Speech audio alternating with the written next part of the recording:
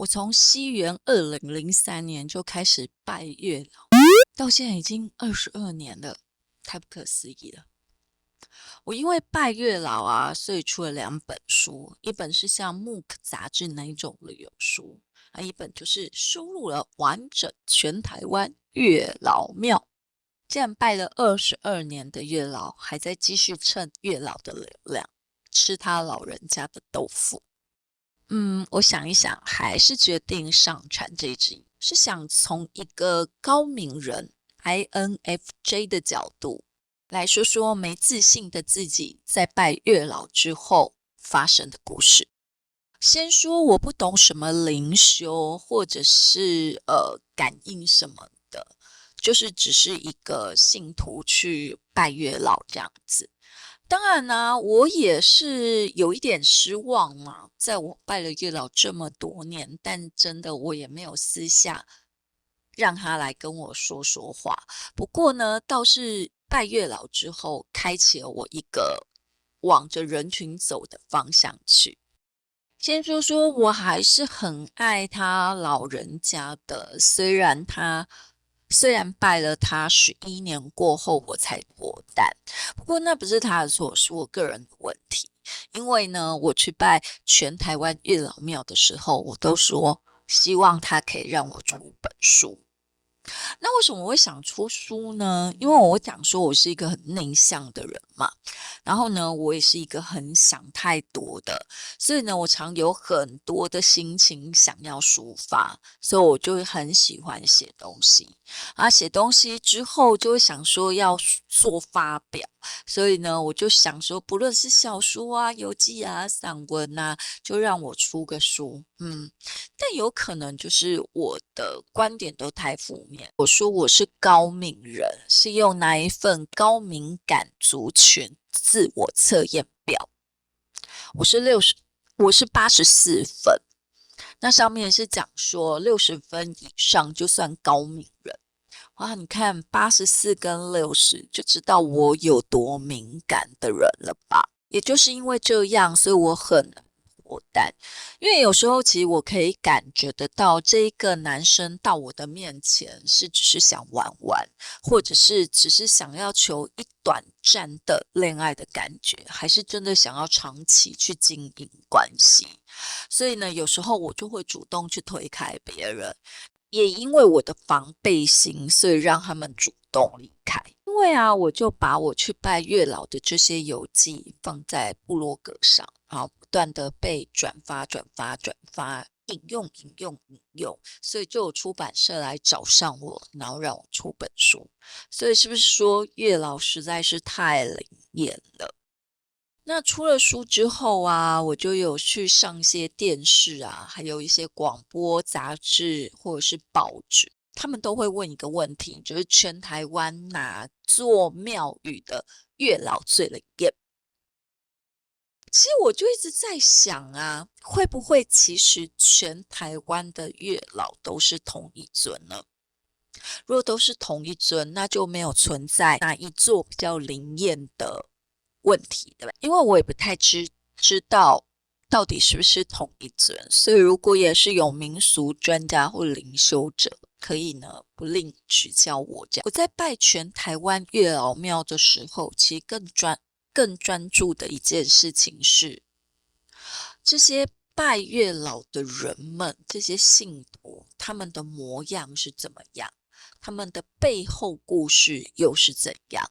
这也是我长期喜欢的一件事，就是观察人，用我内向、高敏、爱想太多的个性观察人，然后思考人生的意义。很中二吧？哎呀，可是我也没有那么文青。在我拜月老的时候然后庙方的人员就跟我说，你要留资料如果我们有办单身联或相亲就可以找你来这样子。然后我就哇，原来 SOP 是这样，拜月老参加单身联或相亲。好，然后我就在家里一直等，一直等，都没有庙方的人来跟我讲说，叫我去参加单身联。后来我就在想，原来是这样，那我就自己去好了。所以我去参加过上百场的单身联，还有去参加相亲。我才知道我是一个还蛮爱热闹的人，很爱揪团，很爱跟人家聊天，然后还可以聊不完的那一种。哇，原来月老完全打开我人际关系的开关呐、想想我还干蛮多蠢事的，因为我也是一样，从北到南的单身联跟相亲都去参加过。好啦，这是一件还蛮有趣的事情。只是一个认为自己是一个内向高明的人，竟然被自己反转，真的是也是一件还蛮神奇的事。因为参加了那么多相亲，还有登上联合报主页的第13，就是在讲台湾高龄未婚的这个议题。结果没有想到，也接收到海内外很多人说，在看了我的故事之后，感到相当的振奋，应该不能够轻易去放弃追求爱情。也是还蛮有成就感的。后来我就脱单了呀，然后我就觉得不能够再继续蹭月老的流量。但呢，这几年就想想，其实我还蛮需要月老的，因为我在创业，创业也是需要跟人有关系的嘛。所以呢，我希望月老可以保佑我在商场上可以无往。为什么会说月老是处理人际关系的高手呢？因为我在参访台中广天宫的时候，那里的月老渴求5种姻缘。金姻缘祈求对象是已婚夫妇，让夫妻生活圆满；木姻缘求人缘及贵人；水姻缘未婚男女的正缘婚姻；火姻缘再婚男女的正缘婚姻；土姻缘求同性缘的正缘婚姻。不过啊，广天宫的妙方是说，只有他们的月老可以求所有的人际关系，别人没有哦。好啦，不过呢，我自己想，月老应该还是掌管所有的人际关系。因此，我就把我这个频道叫做“月老教我的事”，想要来聊聊过往我在参拜全台湾月老庙所听到的故事，还有在相亲啊、单身中所遇到的事实，加上现在创业的时候，在商务场合遇到的一些人际关系的难题和匪夷所思的事。到主题，月老。既然说，如果全台湾的月老都是同一尊的话，太骗全台湾月老。个人觉得应该来聊聊最有特色的月老庙。Top Five， 台中广天宫，台中市北屯区，传说特色，寻求同性伴侣必备。我在收集月老庙资料时，才认识到这间庙宇，因为庙方在网络上宣传很大，加上有些部落客亲自参拜，拍了些照片，注记着金木水火土姻缘，其中的土姻缘就是求同性伴侣。哇哦，认识到月老的神力强大。虽然当时我有在网络上搜到有间兔子庙，但因为那是个人道场，我就没去了。不过我有去参拜过狐仙堂，这之后有机会再说，还是先说说正规的大庙。我去参拜的时候是带着害怕的，因为一份求姻缘的贡品要台币600元，我怕我不仅花一个600元，还要花更多的600元。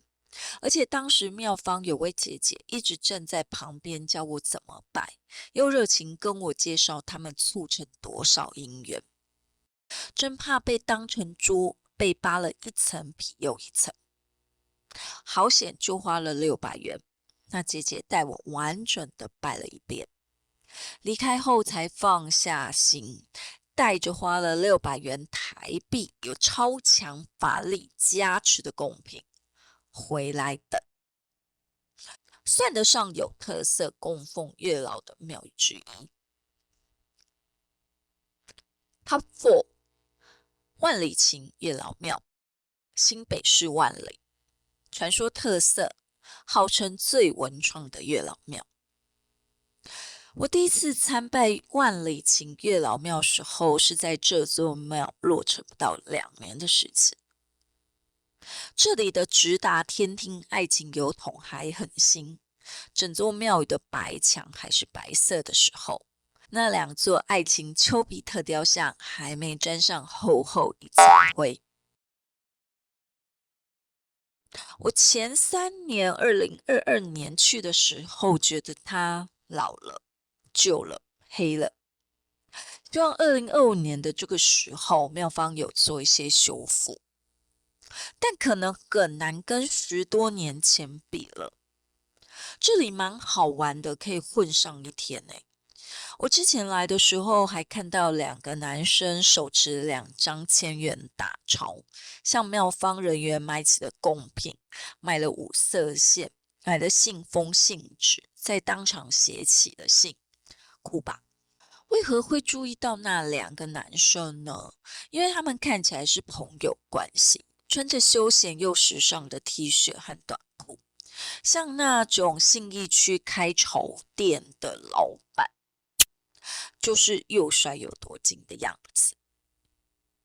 这里我也想推的原因是，拜拜月老之后，再去隔壁拜财神借发财金，那就爱情事业2得1喽。Top 3，万华龙山寺，台北市万华区。传说特色，龙山寺月老最受男孩们喜欢。